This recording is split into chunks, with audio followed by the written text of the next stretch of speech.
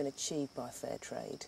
For every product that we sell, there is an automatic guaranteed benefit that goes back to producers. So, for example, here in Ghana, we've actually been able to supply things like bikes for all the workers to actually come to work, reducing transportation costs, increasing the productivity of the actual plantation itself, clinics and healthcare, school equipment, that sort of thing. The farmers here say that without fair trade, this plantation could have ceased trading 3 years ago, and that would have meant a life of extreme poverty for the 600 people working here. Fair trade also talks about sustainable production, because if people out there buy your bananas, your fair trade bananas or your fair trade products, it means that your business continues. So then for us here, it translates as continuous employment or job security for us.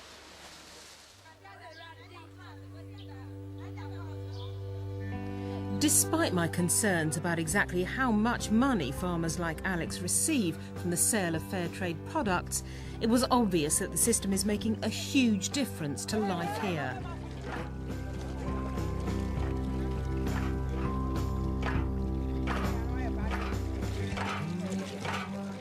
So, Brad, tell me what's going on here.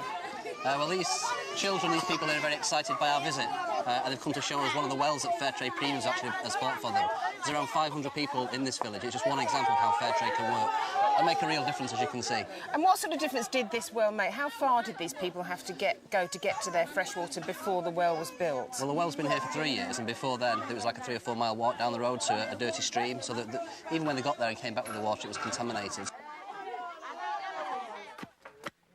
What would you say to British shoppers who possibly may be in some doubt as to how much they can help villages like this? I express my thanks to them because they have make our life better, and encourage them to go in for more fair trade products, because the more they go in for the products, the more our poverty will remove and have a better life in Ghana. I can see that fair trade is making a difference to the lives of farmers and their communities in the third world. But the continued success of this market is not guaranteed. And should the British love affair with fair trade end, the results for these people could be disastrous. The fair trade movement is nervous about being caught being too close to the supermarkets. They are in love with fair trade at the moment, but what if they drop it? What does that do to the fair trade coffee producer or cotton producer? It leaves them high and dry.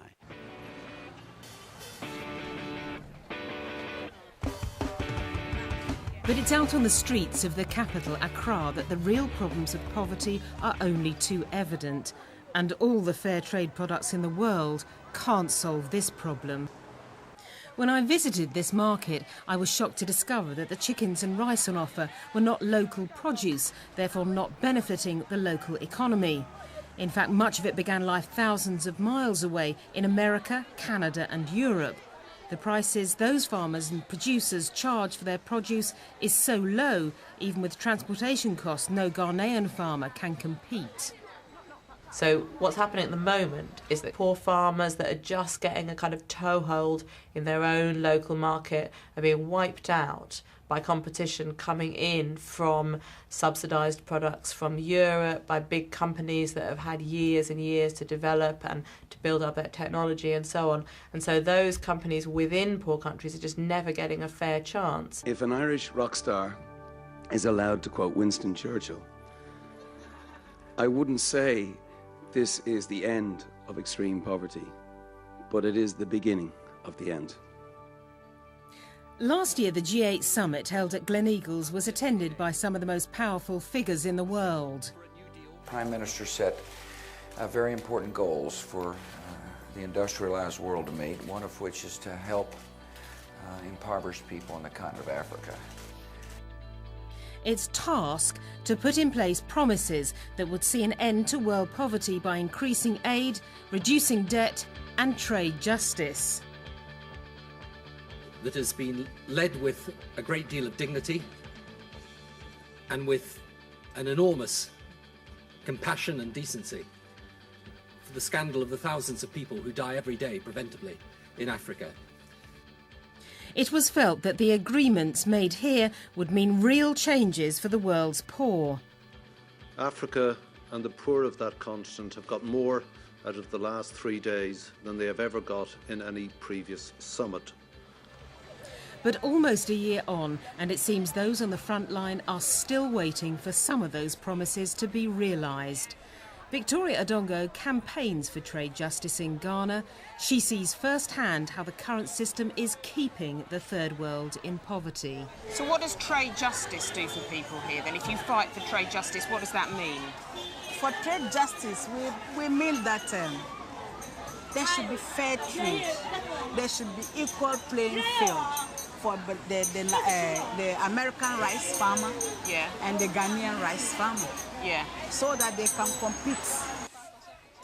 But as the system stands, countries like Ghana will never be able to compete with the economies of America and Europe. The result is a flood of cheap foreign products on third world markets and farming industries which have all but disappeared.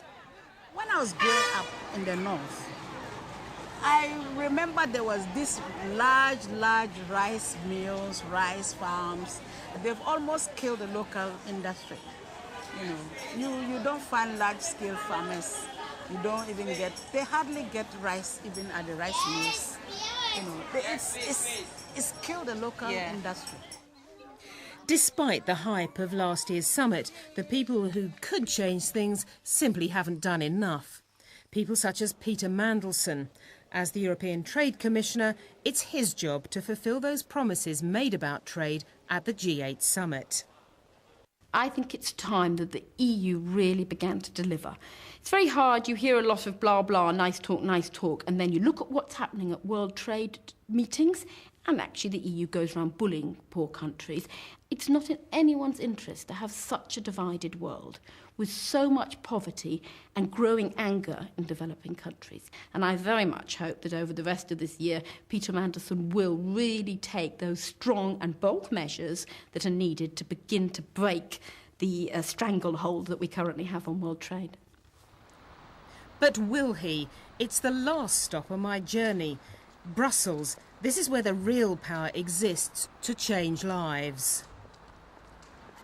You could never, ever have done enough for development to eradicate poverty in the world. You have never done enough. And that's why their pressure and their demands on us, are all the more important to maintain. When I'm standing in the middle of the market in Ghana and I'm talking to, I don't know, the editor of the paper, the editor of the magazine, the woman that runs the trade justice movement, why are they so adamant that nothing is being done to help them? Why are they so clear about that? Because at the end of the day, they're on the front line, their families are going hungry, and their families are sometimes dying. We want more to happen more quickly. These negotiations, people seem to want to negotiate endlessly without ever reaching a conclusion, it seems to me sometimes. Now, I find it immensely frustrating, but that doesn't mean to say that they're worthless. It doesn't mean to say that nothing is being achieved. And it also means that there's a big prize for us to reach out to. But that prize still seems a long way off. Fair trade is making a difference to farmers in the developing world. As consumers, it's clear we're doing what we can. The question is, when will the politicians do the same? I think the government's got that mandate from the public now, both last year with Make Poverty History and in the soaring sales of fair trade, and it's time they really delivered some change for poor countries in world trade. Back home, and I'm more committed than ever to buying fair trade. Even though I've seen firsthand the difference just a few pence can make, I still find it frustrating that more isn't being done. Yes, we are closer to making poverty history, but not nearly as close as we should be. Linda Jubilee with that report. Coming up...